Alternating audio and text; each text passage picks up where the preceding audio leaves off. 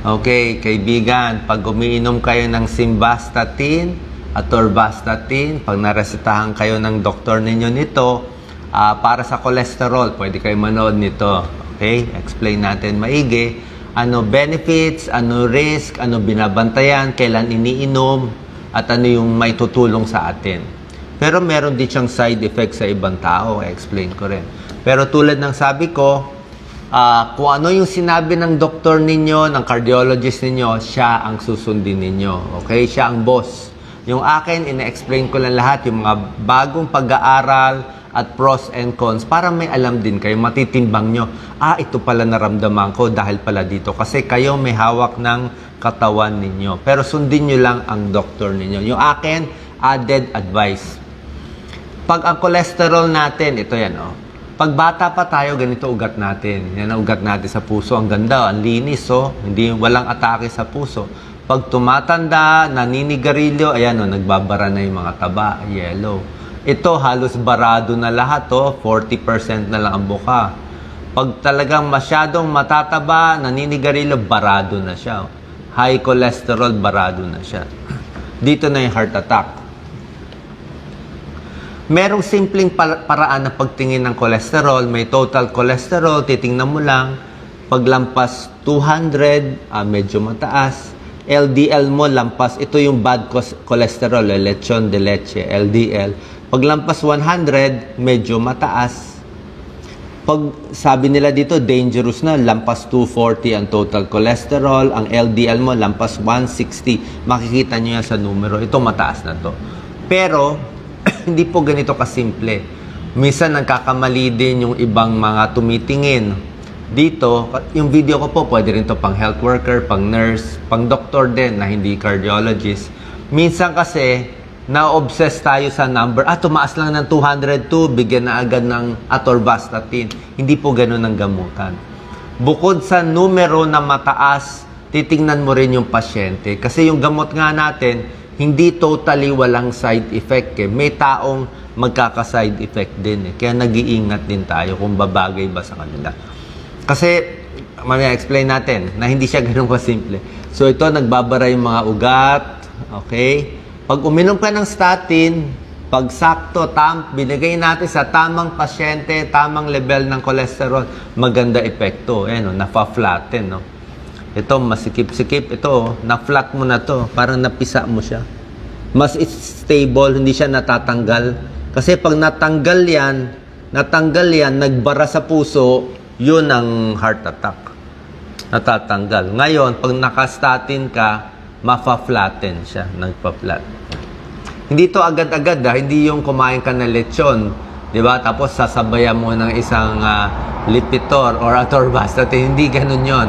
Ang epekto nito ilang buwan, mga 3 months, 6 months, diba? Pero iba ganun ginagawa. So, sino ang kailangan bigyan ng statin? Diba? Mamaya, explain ko yung mga side effect, plus pros and cons. Pero, itong mga taong ganito sa taas, malaki ang panalo or sure panalo ka sa statin. Wala tayong choice. Talaga mabibigyan kayo. Sino-sino sila?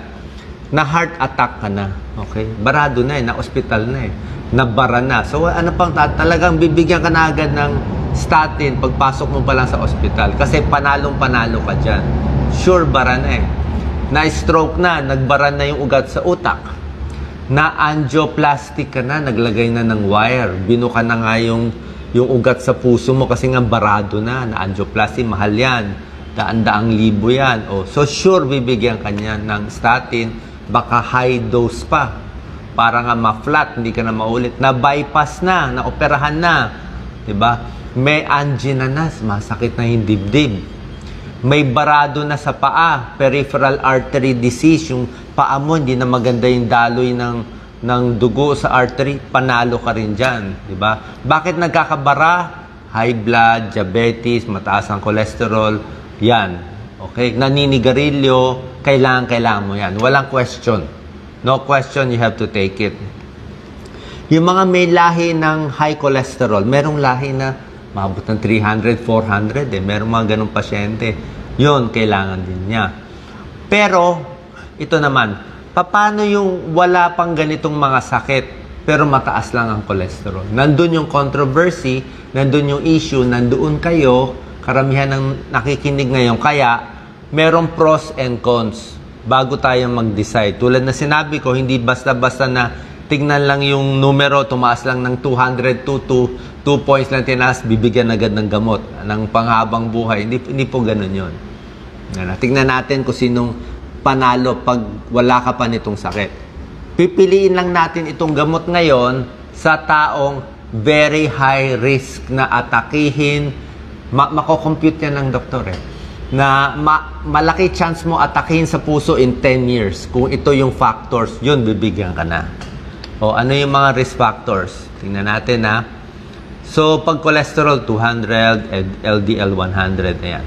So, pag kayo ay babae, palagay natin sa nakikinig, babae, edad 35 years old, cholesterol mo 240, o mataas 240, pero hindi ka naman naninigarilyo, ang magulang mo, mahaba naman ang buhay, maayos naman pagkain mo, kahit 240 ang cholesterol mo, sabihin ko, okay lang yan. Huwag muna tayo uminom, mag-diet ka muna, mag-oatmeal ka muna, magpapayat ka muna, hindi mo na kita bibigyan. Kahit 240 siya. Dahil low risk siya Low risk siya atakihin sa puso Diba? Wala naman siyang bisyo. Diba? So, hindi ko siya bibigyan. Kasi baka mas malaki pa chance mas side effect siya.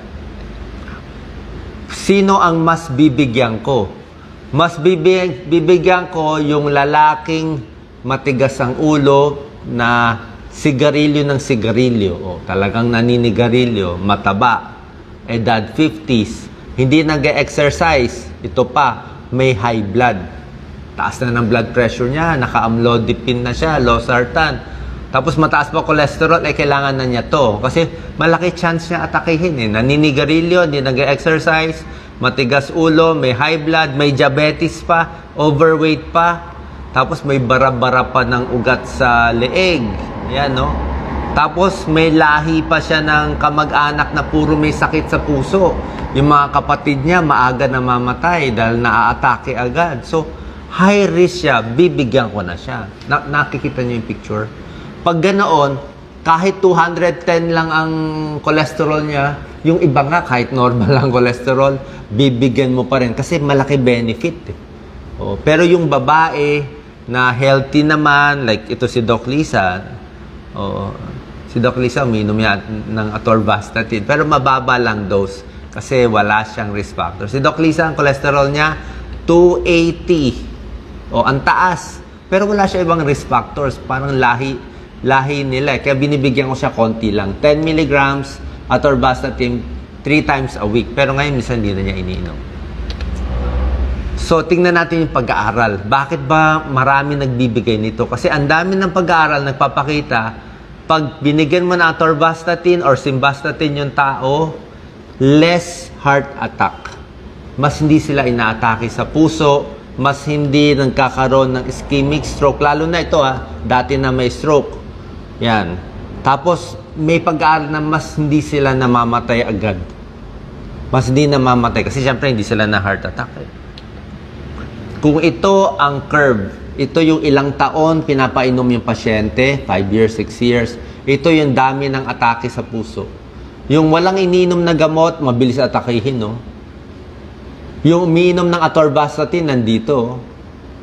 Yan, no? In 5 years, ganito pa lang, 30%. 30 pa lang out of 100 in-attack. Ito, ang bilis, So, nakita nyo, ang laki ng difference.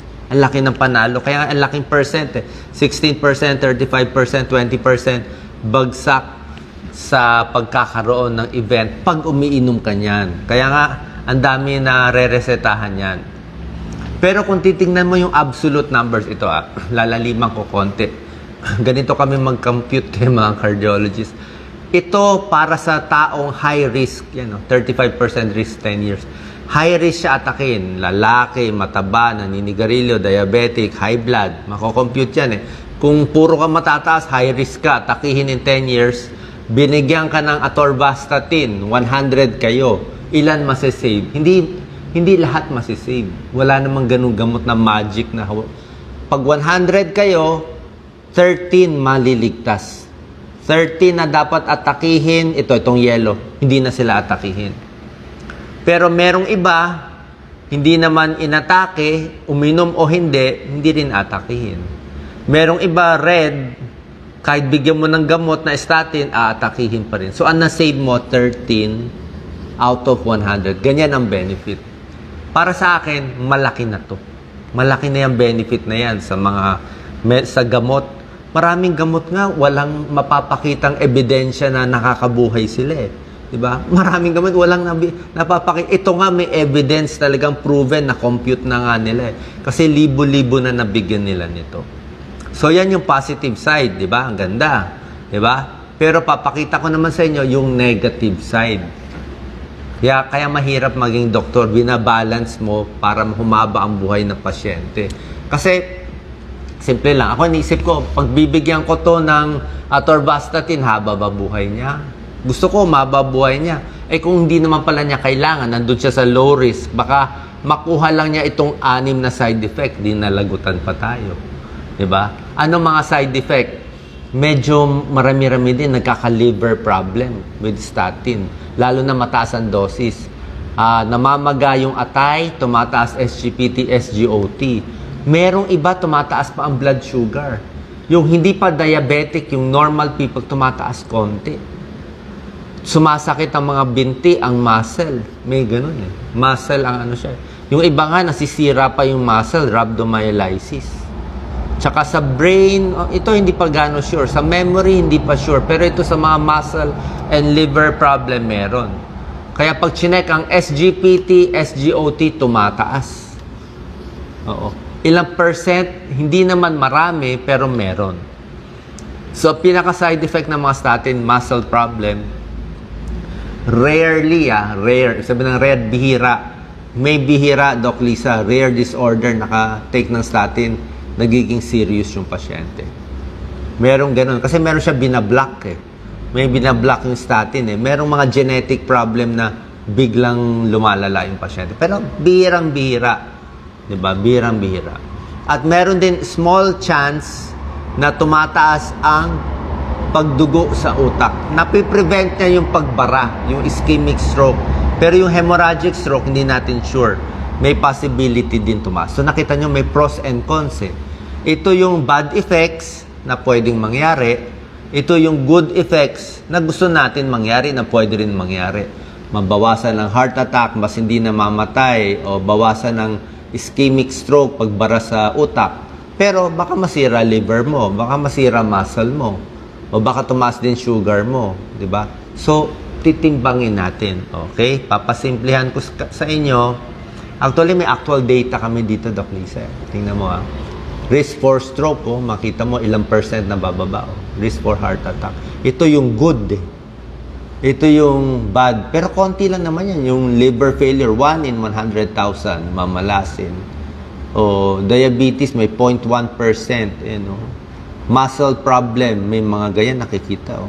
Sumasakit yung muscle, yung mga 1 to 2% or 10%, medyo mataas-taas yan. So, sino hindi bibigyan nito? Yung may sira na ang liver. Yung sobrang malakas uminom ng alak, wag na po. Diba? Kasi, tapos i-check ang SGPT, SGOT mo. Pag mataas na, lampas 100, lampas 200, usually, hindi na binibigay. Sa buntis, hindi rin binibigay. May muscle, sumasakit na yung mga muscle mo, hindi na rin binibigay. May kidney failure, hindi na rin binibigay. Diba? Nakita nyo? Tinitimbang. Hindi po ganun kasimple na, mataas ang cholesterol mo, sige, inumin mo. Kumain ka ng crispy pata, sige, uminom ka. Hindi po ganun kasimple. Kaya nga, ito nga tinuturo ko, mas safe tayo dito. Kumain ka na lang ng gulay. Mag-exercise ka na lang, magpapayat ka na lang, maglagay tayo ng zipper sa bibig, ganun na lang. Diba? Turo yan ng isang uncle kong doktor dati. Lagyan daw ng zipper sa bibig para hindi magkasakit. Supplement mo ng mga fish oil, vitamins, pwede naman, walang problema mga isda. Bawas red meat. Diet, kung kaya nga vegetarian, exercise muna. Huwag agad excited uminom ng statin, weight loss muna, quit smoking. Tingnan natin kung bababa. O, di ba? Minsan may 2 months trial eh. Subukan mo na gawin to. Kung mapapababa natin na medyo bumababa konti yung cholesterol mo, pwede na. Tsaka wag din ma-obsess sa number. Kung tulad nga sinabi ko, kahit lampas 200, yung total cholesterol mo, kahit yung LDL mo lampas 100, pag okay ka naman, healthy ka naman, di naman super taas, pwede naman walang gamot. Lagi to si Doc Lisa, kahit 280 nga siya konti-konti lang yung gamot So, avocado, oatmeal, bababa ng 20 points ang cholesterol mo. Yan. O, suha, orange, lahat ng okra, lahat ng sari-saring gulay, high fiber, green leafy vegetables, di ba, nakakababa ng cholesterol yan, carrots, apple, at iba pa. Alam niyo naman yung healthy, kita niyo naman di ba? Ano gagawin natin? Let's say, nakastatin kayo. Simvastatin at atorvastatin. Tapos, feeling mo sumasakit yung muscle mo, di ba? Or meron ka nararamdamang side effect, o napapagod, masakit ang muscle, lahat naman sumasakit ang muscle Chinek mo dapat yung dugo mo. SGPT, SGOT, tumataas ba? Pag tumaas, balik sa doktor, malamang ini-stop. Meron pa isang chinecheck, Doc Lisa, yung CK total, yung muscle, yung muscle kung nasisira. Ang isang magagawa, kung duda, ito magagawa ng doktor, papaalam nyo, pwede ka muna tumigil. O, si Doc Lisa sabi niya, sumasakit ang binti niya. O sige, o tigil mo muna yung atorvastatin mo. Pag tinigil mo, pag masakit pa rin ang binti mo, Doc Lisa, hindi na dahil sa gamot yan ano na yan, tumitigas na yung muscle mo. Kasi hindi ka na umiinom ng, let's say, for a month, masakit pa rin binti mo. So, walang connection yun. Magpamasahe na lang. So, mas malalaman mo pag in-stop mo. Yung iba, nagsuswitch sa ibang statin. Oo. Pero pag may epekto sa isa, usually may epekto rin sa isa. Yung iba, low dose lang. Maraming doktor, yung iba, mas gusto nila high dose. Kasi doon nga sa mga trial na pinag-aralan, high dose, mataas ang dosis ng mga statin. Ako, hindi ako masyado hot sa high dose. Pag hinay dose mo, malaki benefit mo, mabawasan yung atake sa puso. Ang problema naman, high dose, high side effect ka naman. Di ba? Low dose, like yung kay Doc Lisa, binibigay ko, low dose lang siya, konti lang ang chance ng side effect. Pero yung benefit, konti din. Kaya nga tinitimbang natin yan para tayong may weighing scale So pag kayo umiinom nito, after 2 months, check mo ulit yung cholesterol mo, check mo rin itong mga liver function mo, SGPT, SGOT. Yan, after 3 months, check mo na lang, or after 1 year kung tumataas ba. Yan, meron pa nga creatine kinase level. Para siguradong wala kang side effect. Kailan iniinom ang statin? Ito, ang daming trials, mas maganda sa gabi. Sa gabi, mas maganda, mas controlled ang cholesterol level mo. Pwede rin naman sa umaga kung gusto nyo, pero sa gabi, mas tama po siya. Last slide ko na ba to? So, ang mga statin, ito yung mga pangalan nila. May fluvastatin, lovastatin, pravastatin, simvastatin, atorvastatin. Ito yung common. May rosuvastatin. Yung dosis nila, para ibaba ang bad cholesterol mo, iba-iba. Let's say ito. Gusto mo ibaba yung LDL mo ng 35%. Pag atorvastatin ka, 10 milligrams lang. Baba na. Malakas itong atorvastatin. Malakas siyang pampababa. Okay? Ang simvastatin, kailangan mo 20 milligrams para maibaba. So, mas mahina siya. Hindi naman ibig sabihin mas mahina siyang gamot, pero kailangan higher dose ang iinumin mo. Diba? Kaya kung gusto mo mabilis, talagang super high cholesterol mo, gusto mo magbagsak, atorvastatin, mas malakas. Although simvastatin, mas luma, mas maraming generic, mas mura. Pero I think atorvastatin may generic. Itong rosuvastatin, mas malakas pa magbababa, 5 milligrams lang, 35%. Diba? So, yan po. Kaya pag lilipat ka ng ibang statin, ganito ang paglipat. Pag 10 sa atorvastatin, lipat ka sa simvastatin, kailangan 20 para patas yung pag-control ng cholesterol level. Tulad na sinabi ko, advice lang to. Kita nyo, hindi ganun kasimple. Consult your cardiologist, yung doctor niya siya magdi-decide. Finally, ulitin ko lang, ang kailangan uminom talaga yung na heart attack, na stroke, ischemic stroke, na operahan na sa puso, masakit na ang dibdib, yan kailangan nyo. Pagdating sa mga high risk pa lang, titingnan nga natin. Yung lalaking maraming bisyo, maraming sakit, pwede ang statin.